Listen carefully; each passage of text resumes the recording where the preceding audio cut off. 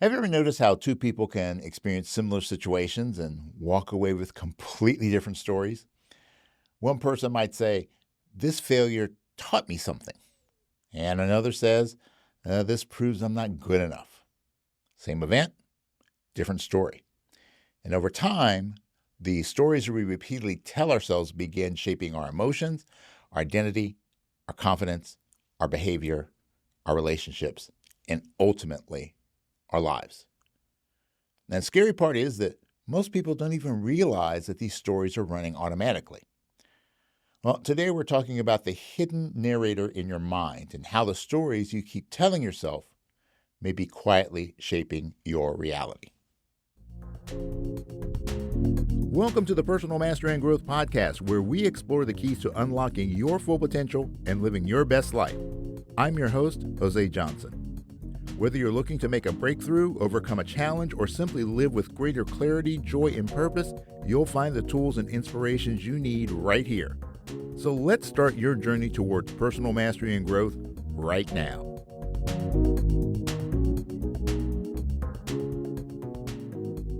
Welcome back to the Personal Mastery and Growth Podcast, your go-to resource for practical tips, insightful research, and inspiring stories to help you unlock your full potential.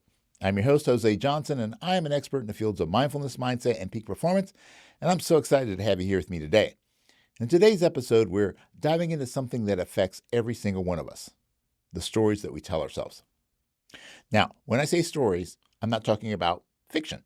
I'm talking about the internal narratives that shape how we interpret our experiences, define our identity, and understand our place in the world. And honestly, most people dramatically underestimate how powerful these narratives are, because the brain is constantly trying to create meaning. It wants coherence. It wants explanation. It wants patterns. And over time, repeated narratives begin functioning like an internal operating system.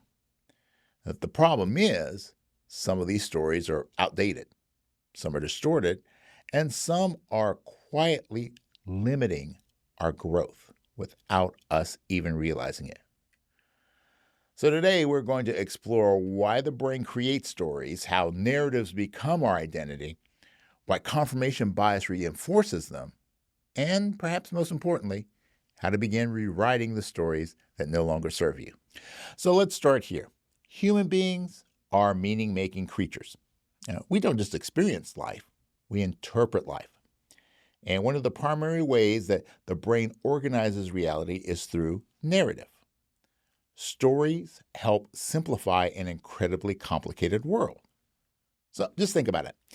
Every day your brain is processing conversations, emotions, memories, body sensations, social interactions, fears, goals, disappointments, and uncertainty. Now, that's a massive amount of information. So the brain creates narratives to help organize it all. Now, in many ways, stories become mental shortcuts, and the brain would often rather create a simple story than to tolerate uncertainty. And that's important to understand because uncertainty requires energy. The brain prefers predictability, even when the story itself is painful. So, for example, if someone experiences repeated rejection, the brain may eventually create the story, "People always leave." Now, once that story forms, it becomes a filter. Future experiences start getting interpreted through that narrative, and eventually the person may stop seeing individual events objectively because the story is now shaping perception itself. Now, this is one of the reasons why two people can experience similar situations and interpret them completely differently. One person sees a setback as temporary, another sees it as proof of permanent failure. Same event, different narrative. And over time, repeated narratives begin influencing our emotional responses, our confidence, decision-making, relationships, risk-taking, and self-worth. That's why the stories that we tell ourselves matter so much, because eventually stories stop feeling like stories and they start feeling like the truth.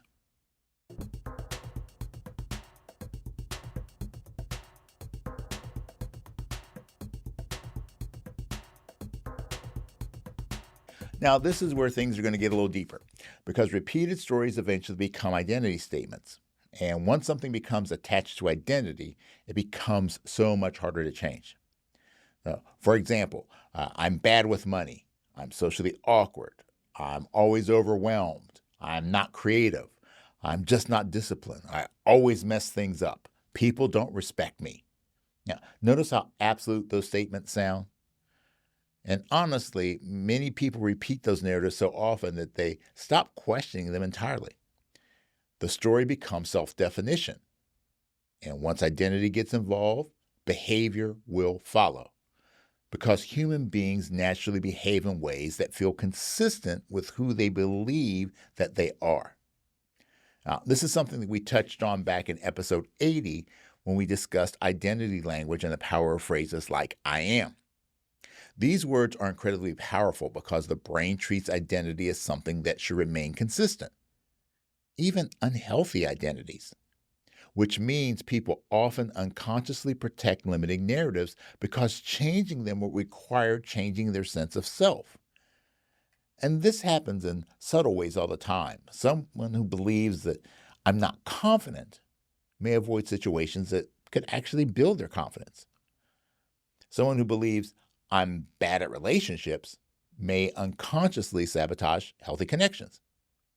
Someone who believes I'm always behind may constantly feel anxious regardless of their actual progress.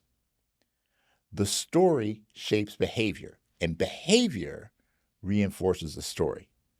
This becomes the loop. Now, here's where the brain becomes especially sneaky. Once the mind accepts the narrative, it starts looking for evidence to support it. This is called confirmation bias. And honestly, it affects us all. Your brain becomes a detective, and it's trying to prove the story that you already believe. So if someone believes nobody values me, their attention will naturally gravitate towards moments that appear to confirm rejection, criticism, or disinterest. At the same time, they may completely overlook moments where they were appreciated, were shown kindness, received invitation, encouragement, or positive feedback. Not because they're intentionally negative, but because the brain filters information through existing narratives. Now, this also explains why two people can hear the exact same feedback and interpret it completely different. One hears, here's an opportunity to improve. Another hears, this proves I'm failing. Same words, different story. And over time, confirmation bias strengthens emotional narratives through repetition. The brain keeps collecting evidence. Eventually, the story starts feeling undeniable. And this is where many people become trapped, not because change is impossible, but because they've mistaken a repeated narrative for objective reality.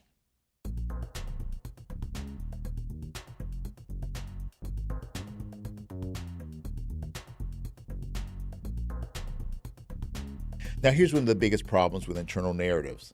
It's that emotions often get blended together with facts. And while emotions are absolutely real, they're not always accurate interpretations of reality. So, for example, I feel rejected might become nobody values me. I feel anxious can become something terrible is going to happen. I failed becomes I'm a failure. I'm struggling becomes I'm broken. Right? Notice what happens there?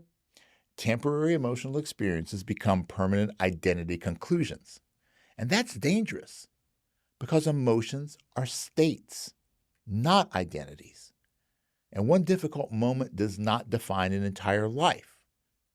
Now, this doesn't mean emotions should be ignored, far from it. Emotions contain information, but emotions are not always objective truth. Sometimes emotions are heavily influenced by our past conditioning, our fears, exhaustion, stress, unresolved experiences, or simply old narratives still running in the background. Now, this is why emotional awareness matters so much, because if we never examine the stories attached to our emotions, we can unconsciously build entire identities around temporary emotional experiences.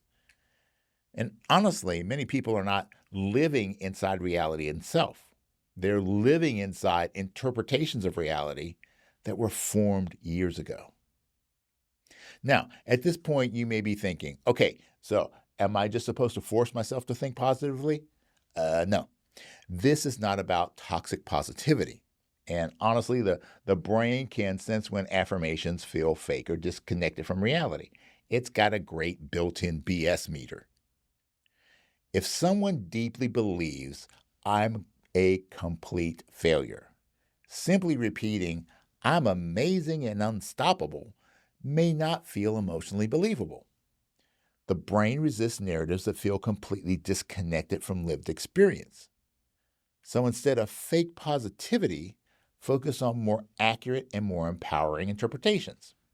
So, for example, instead of I always fail, you could shift towards I've struggled in some areas, but I'm learning. Instead of I'm terrible at this, try I'm inexperienced at this. Instead of nothing ever works out, shift to some things haven't worked out yet. And that tiny word, yet, can completely change the emotional trajectory of a story because now the narrative leaves room for growth. And honestly, one of the most powerful mindset shifts that we can make is learning to separate who we are from what we've experienced. Your experiences certainly influence you, but they do not have to imprison you. Another incredibly helpful practice is what I call story auditing. Pay attention to recurring internal narratives. Ask yourself, is this objectively true? Where did this story come from? What evidence might contradict it? Is this story helping me grow or keeping me stuck? Now, that last question, it can be especially revealing because many people speak to themselves with a level of harshness that they would never direct towards another human being. And honestly, this is exactly why I've developed something called the Narrative Rewiring Toolkit. Because once you begin recognizing how deeply internal stories shape your emotions, your behavior, your confidence, your relationships, and your identity, you realize that surface level motivation is usually not enough. Most people don't just need more positive thinking, they need a way to identify the deeper narratives quietly running in the background. Stories like, I'm not enough, people always leave, nothing ever works out for me, I'm always behind, I can't change. The Narrative Rewiring Toolkit is designed to help people identify those hidden stories, understand where they came from, challenge whether they're actually true, and begin consciously rewriting them in healthier and more empowering ways. It expands on many of the ideas from my Flip the Script workbook, but takes the process much deeper into identity, emotional conditioning, and behavioral patterns. So if this episode resonates with you, check it out because I think it's an incredibly powerful resource for people who are ready to stop living inside of outdated narratives. And you can find the link in the show notes. One of the most freeing realizations in personal growth is understanding that your current story is not your final identity. It's simply your current interpretation. And interpretations can change. Painful chapters do not define the entire book. Failure does not define identity. Struggle does not eliminate possibility. And growth often begins the moment we stop emotionally rehearsing outdated versions of ourselves. You cannot create a new future while clinging to an old narrative that no longer reflects who you're becoming. Now, that doesn't mean denying your past. It means refusing to be trapped inside of it. Some stories, they need healing. Some need updating. And some simply need to be released entirely. Because ultimately, the stories that you repeatedly tell yourself become the psychological environment that you live inside every single day. So choose those stories carefully. Look, we all carry internal narratives, stories about who we are, what we deserve, what's possible, how people see us, and what the future holds. But not every story your mind tells you is objective truth. Sometimes it's simply fear, Sometimes it's conditioning. Sometimes it's emotional protection. And sometimes it's simply an outdated narrative that no longer fits who you're becoming. So this week, I want you to begin noticing, what stories do you repeatedly tell yourself? And more importantly, are those stories helping you grow or quietly keeping you stuck? And that awareness alone can begin changing your life. All right, if you enjoyed this episode, make sure to share it with someone who may need to hear it. And as always, please subscribe, follow, and leave a review because it really helps us continue reaching more people with these conversations. And until next time, remember, it is what it is, but it becomes what you make it. So make it great. Thanks for tuning in. Before we wrap up, I just want to remind you that the information shared in this podcast is for educational and informational purposes only. It is not intended as a substitute for professional advice or treatment. While the content of this podcast is based on research and personal experience, everyone's situation is unique, and the advice given may not be applicable to all. Always consult a qualified professional before making significant changes in your life. The Personal Mastery and Growth podcast is recorded at the So Good Media Studios, located in the Candy Factory, a co-working space in Lancaster, Pennsylvania.